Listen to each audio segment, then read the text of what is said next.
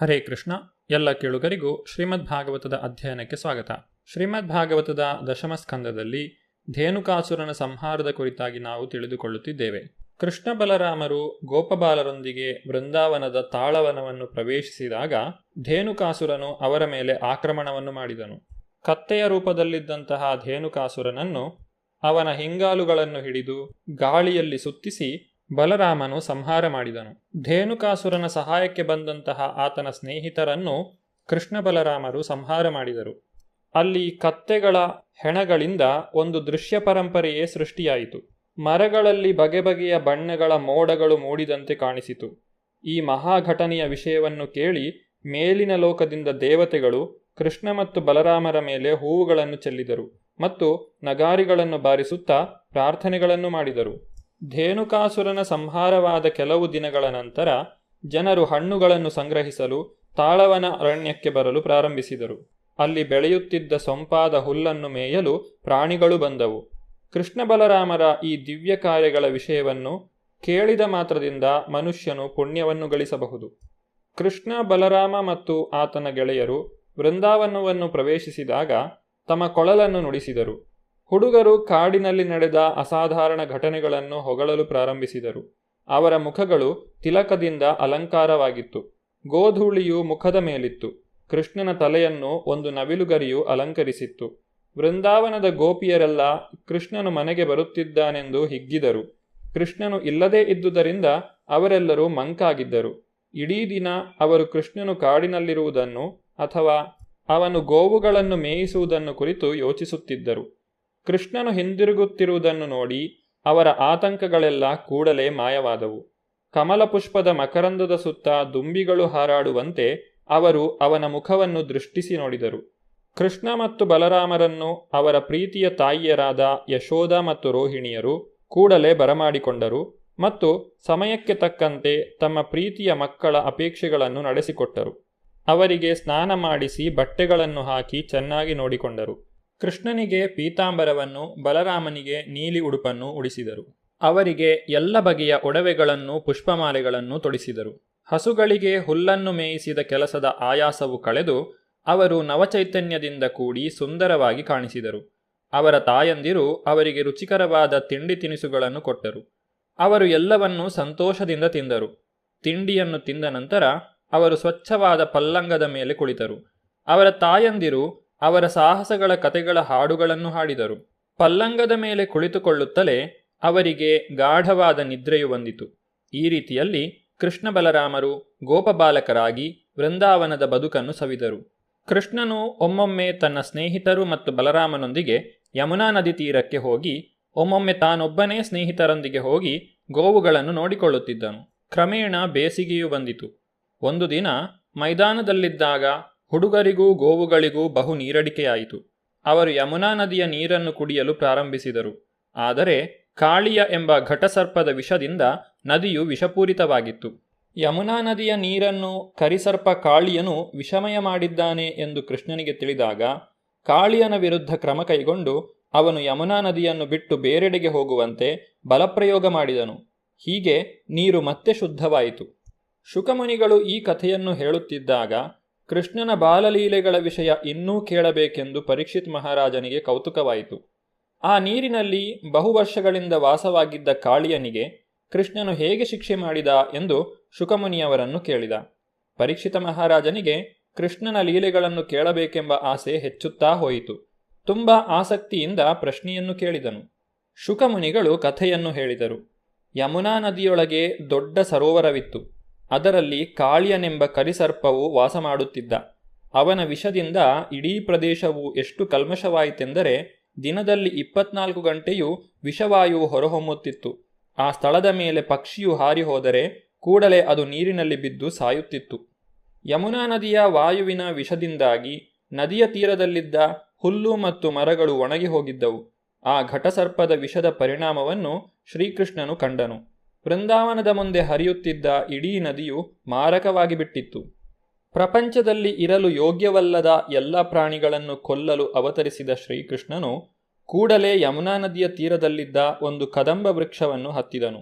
ಕದಂಬವು ಒಂದು ಗುಂಡಾದ ಹಳದಿಯ ಹೂವು. ಇದನ್ನು ಸಾಮಾನ್ಯವಾಗಿ ವೃಂದಾವನದ ಪ್ರದೇಶದಲ್ಲಿ ಮಾತ್ರ ಕಾಣಬಹುದು.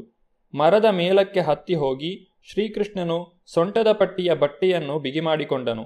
ಒಬ್ಬ ಜಟ್ಟಿಯಂತೆ ಕೈಗಳನ್ನು ಆಡಿಸುತ್ತಾ ವಿಷಮಯ ಸರೋವರದ ಮಧ್ಯಕ್ಕೆ ಹಾರಿದನು. ಕೃಷ್ಣನು ಏರಿದ ಕದಂಬ ವೃಕ್ಷವೊಂದೇ ಅಲ್ಲಿ ಸಾಯದೆ ಉಳಿದಿದ್ದ ಮರ. ಶ್ರೀಕೃಷ್ಣನು ನೀರಿನೊಳಗೆ ಧುಮುಕಿದಾಗ ಬಹುದೊಡ್ಡ ವಸ್ತುವು ಅದರಲ್ಲಿ ಬಿದ್ದಂತೆ ನೀರು ದಡದ ಮೇಲೆ ಉಕ್ಕಿ ಹರಿಯಿತು. ಕೃಷ್ಣನೇ ಎಲ್ಲ ಬಲದ ಆಶ್ರಯನಾದ್ದರಿಂದ ಅವನ ಶಕ್ತಿಯ ಈ ಪ್ರದರ್ಶನವು ಅಸಾಧಾರಣವೇನೂ ಅಲ್ಲ. ಶ್ರೀಕೃಷ್ಣನು ದೊಡ್ಡ ಬಲಶಾಲಿ ಆನೆಯಂತೆ ಈಜಾಡುತ್ತಿದ್ದಾಗ ಬಹುದೊಡ್ಡ ಶಬ್ದವಾಯಿತು. ಇದು ಘಟಸರ್ಪ ಕಾಳಿಯನಿಗೆ ಕೇಳಿಸಿತು. ಈ ಅಲ್ಲೋಲ ಕಲ್ಲೋಲವನ್ನು ತಡೆದುಕೊಳ್ಳಲು ಅವನಿಗೆ ಸಾಧ್ಯವಾಗಲಿಲ್ಲ. ಇದು ತನ್ನ ಮನೆಯ ಮೇಲೆ ಆದ ಆಕ್ರಮಣ ಎಂದು ಅವನಿಗೆ ಅರ್ಥವಾಯಿತು. ಕೂಡಲೇ ಅವನು ಕೃಷ್ಣನ ಮುಂದೆ ಬಂದನು. ಕೃಷ್ಣನು ನೋಡಬೇಕಾದಂತಹ ವ್ಯಕ್ತಿಯೇ ಎಂದು ಕಾಳಿಯನಿಗೆ ಅನ್ನಿಸಿತು. ಅವನ ದೇಹವು ಸುಂದರವಾಗಿತ್ತು, ಸೂಕ್ಷ್ಮವಾಗಿತ್ತು. ಅವನ ಬಣ್ಣವು ಮೋಡದ ಬಣ್ಣವಾಗಿತ್ತು. ಅವನ ಪಾದಗಳು ಕಮಲದಂತಿದ್ದವು. ಶ್ರೀವತ್ಸ ಆಭರಣಗಳು ಮತ್ತು ಪೀತಾಂಬರದಿಂದ ಅವನು ಅಲಂಕೃತನಾಗಿದ್ದ.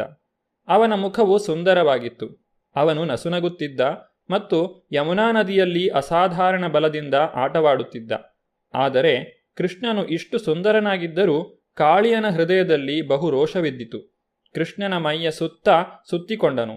ನಂಬಲಾಗದ ರೀತಿಯಲ್ಲಿ ಸರ್ಪವು ಕೃಷ್ಣನ ಮೈಯನ್ನು ಸುತ್ತುಗಟ್ಟಿದ್ದನ್ನು ನೋಡಿ ಗೋಪಬಾಲಕರು ಮತ್ತು ವೃಂದಾವನದ ನಿವಾಸಿಗಳು ಭಯದಿಂದ ಸ್ತಂಭೀಭೂತರಾದರು. ಅವರು ತಮ್ಮ ಪ್ರಾಣ, ಆಸ್ತಿ, ಪ್ರೀತಿ, ಕೆಲಸ ಕಾರ್ಯಗಳು ಎಲ್ಲವನ್ನೂ ಕೃಷ್ಣನಿಗೆ ಸಮರ್ಪಿಸಿದ್ದರು.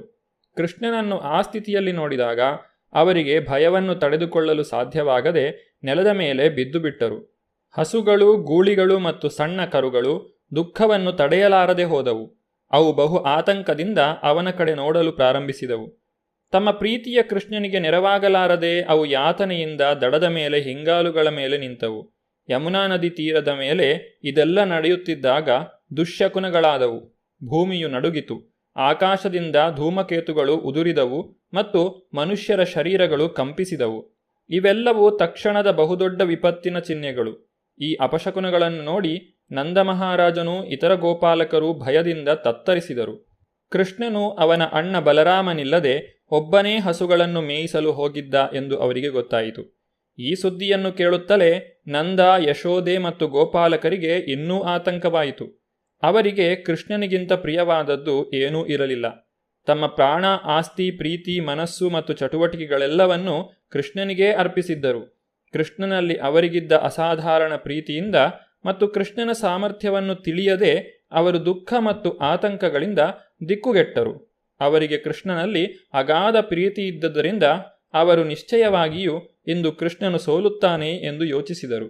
ವೃಂದಾವನದ ಎಲ್ಲ ನಿವಾಸಿಗಳು ಶ್ರೀಕೃಷ್ಣನನ್ನು ನೋಡಲು ಹಳ್ಳಿಯಿಂದ ಹೊರಕ್ಕೆ ಬಂದರು.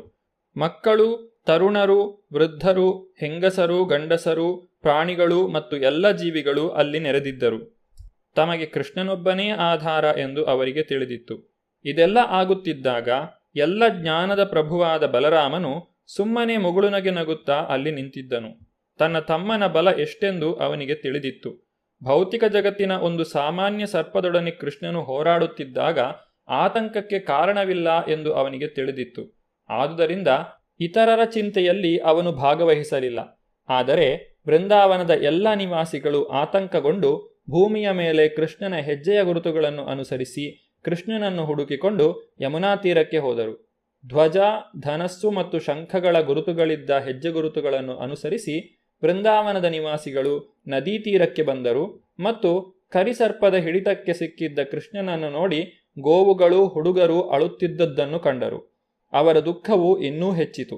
ಅವರ ದುಃಖವನ್ನು ನೋಡಿ ಬಲರಾಮನು ನಸುನಗುತ್ತಿದ್ದಾಗ ವ್ರಜಭೂಮಿಯ ನಿವಾಸಿಗಳು ಕೃಷ್ಣನಿಗೆ ಅಂತ್ಯ ಬಂದಿತೆಂದು ದುಃಖಸಾಗರದಲ್ಲಿ ಮುಳುಗಿದರು. ವೃಂದಾವನದ ನಿವಾಸಿಗಳಿಗೆ ಕೃಷ್ಣನ ವಿಷಯ ಹೆಚ್ಚು ತಿಳಿಯದೇ ಇದ್ದರೂ ಅವನಲ್ಲಿ ಅವರ ಪ್ರೀತಿಗೆ ಎಣೆಯಿರಲಿಲ್ಲ. ಕೃಷ್ಣನು ಕರಿಯ ಸರ್ಪದ ಹಿಡಿತಕ್ಕೆ ಯಮುನಾ ನದಿಯಲ್ಲಿ ಸಿಲುಕಿದ್ದ ಮತ್ತು ಎಲ್ಲ ಹುಡುಗರು ಮತ್ತು ಗೋವುಗಳು ಅಳುತ್ತಿದ್ದರು ಎನ್ನುವುದನ್ನು ಕಂಡು ಅವರು ಕೃಷ್ಣನ ಸ್ನೇಹ, ಅವನ ಮಂದಸ್ಮಿತ ಮುಖ, ಅವನ ಮಧುರ ಮಾತುಗಳು ಮತ್ತು ಅವನು ತಮ್ಮೊಡನೆ ನಡೆದುಕೊಳ್ಳುತ್ತಿದ್ದ ರೀತಿ ಎಲ್ಲವನ್ನೂ ಸ್ಮರಿಸಿಕೊಂಡರು. ಈ ಎಲ್ಲವನ್ನೂ ನೆನೆದು ಹಾಗೂ ಕೃಷ್ಣನು ಈಗ ಕಾಳಿಯನ ಕ್ರೂರ ಮುಷ್ಟಿಯಲ್ಲಿ ಸಿಕ್ಕಿಬಿದ್ದಿದ್ದಾನೆಂದು ಭಾವಿಸಿದ ಅವರಿಗೆ 3 ಲೋಕಗಳು ಬರಿದಾದಂತೆ ಕಂಡವು. ಇದು ಕೃಷ್ಣ ಪ್ರಜ್ಞೆಯ ಅತ್ಯಂತ ಉನ್ನತ ಘಟ್ಟ. ವೃಂದಾವನದ ನಿವಾಸಿಗಳಿಗೆಲ್ಲ ಕೃಷ್ಣನೆಂದರೆ ಮಹದಾನಂದ ಮತ್ತು ಪ್ರೀತಿ. ಶ್ರೀಕೃಷ್ಣನು ಕಾಳಿಯ ದಮನವನ್ನು ಯಾವ ರೀತಿಯಾಗಿ ಮಾಡಿದನು ಎಂಬುದನ್ನು ನಾವು ಮುಂದಿನ ಸಂಚಿಕೆಯಲ್ಲಿ ನೋಡೋಣ. ಧನ್ಯವಾದಗಳು. ಹರೇ ಕೃಷ್ಣ.